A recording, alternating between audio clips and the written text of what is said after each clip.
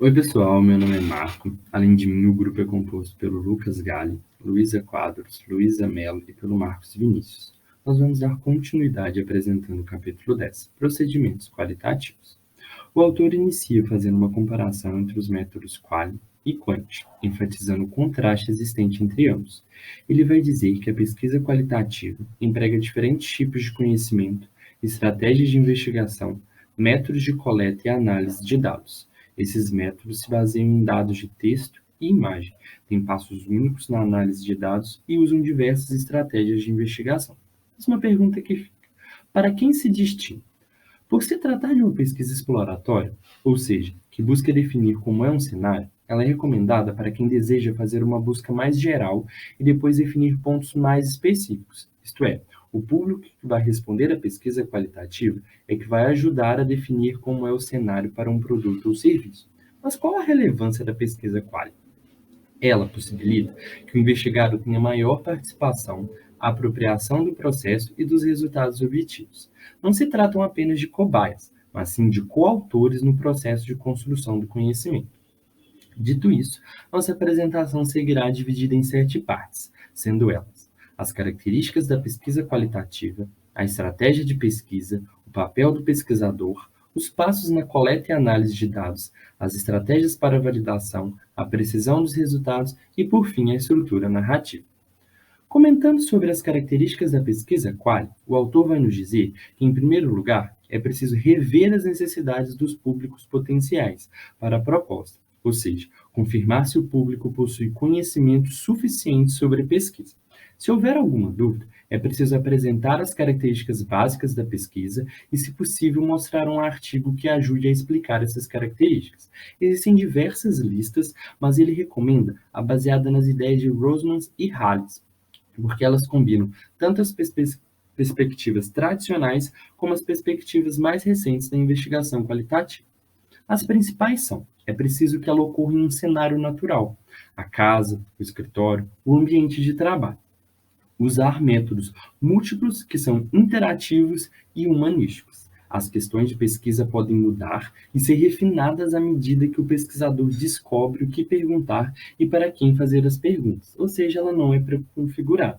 É fundamentalmente interpretativa, no caso, o pesquisador faz uma interpretação dos dados coletados. Os fenômenos são vistos por uma ótica holística.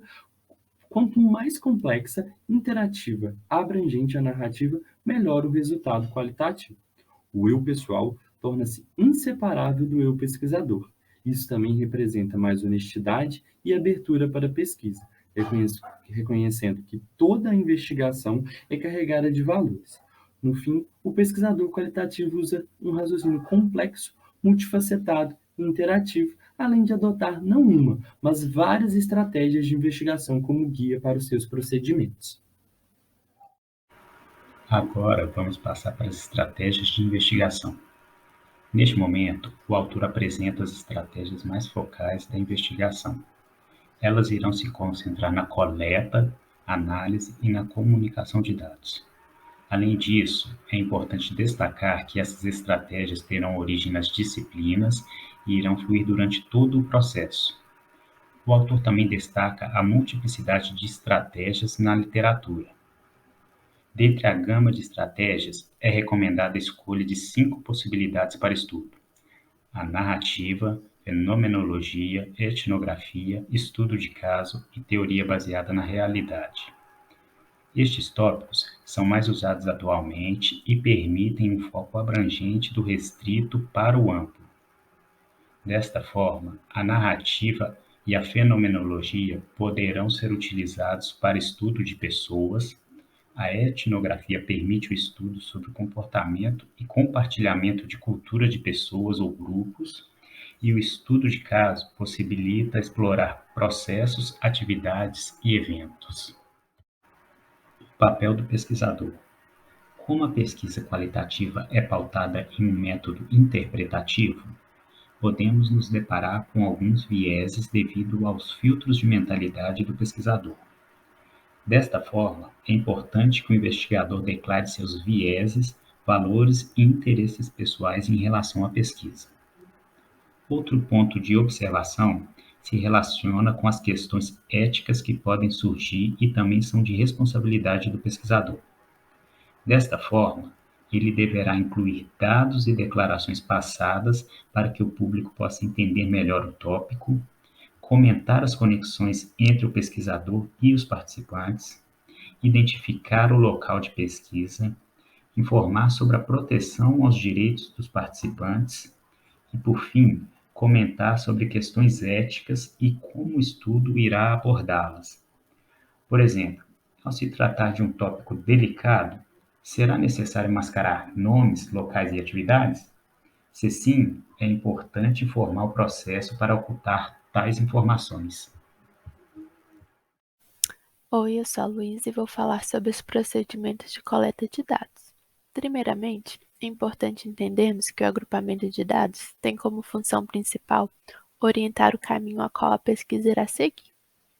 Os passos da coleta de dados são: estabelecer as fronteiras para o estudo, coletar informações através de observações. O pesquisador toma notas comportamentais sobre as atividades no local de pesquisa.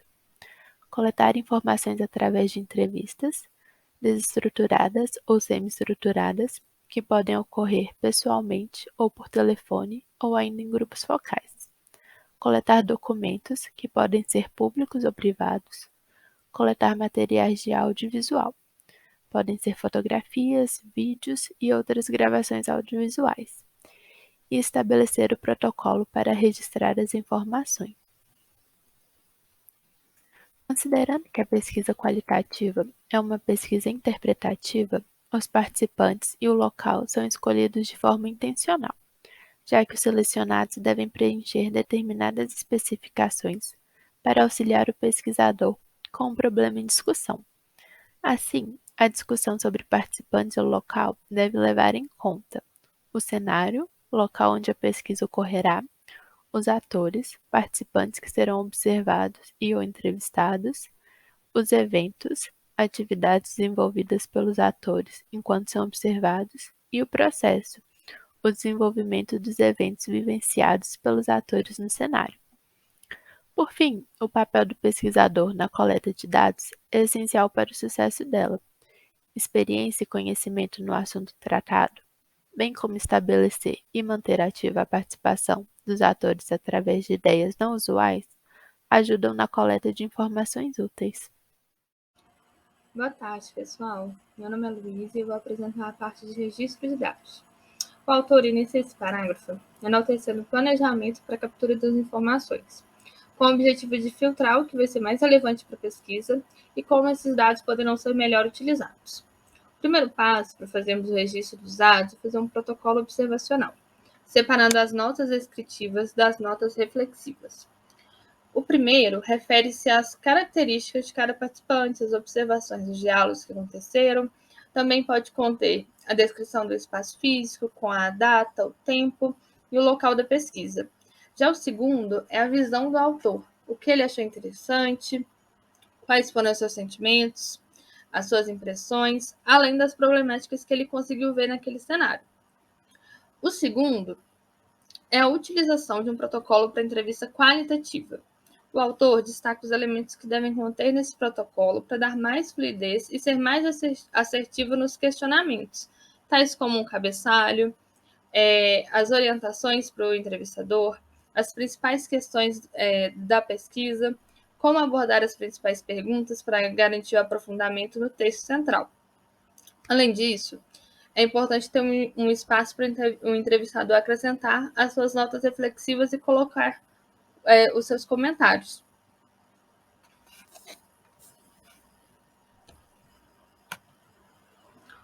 Outro ponto é na entrevista, a gente sempre registrar as informações. Pode ser de forma manuscrita, vídeo, áudio, mas é necessário garantir que essas informações sejam registradas, que elas não serão perdidas caso aconteça algum imprevisto. No texto, também é ressaltado como registrar documentos e materiais visuais. Para registrarmos os documentos, a gente deve considerar o material primário, que são as informações que vêm diretamente das pessoas ou do estudo em questão, e o material secundário, que vêm de terceiros, de outras pessoas. Os materiais eles podem ser extraídos das notas elaboradas pelo entrevistador.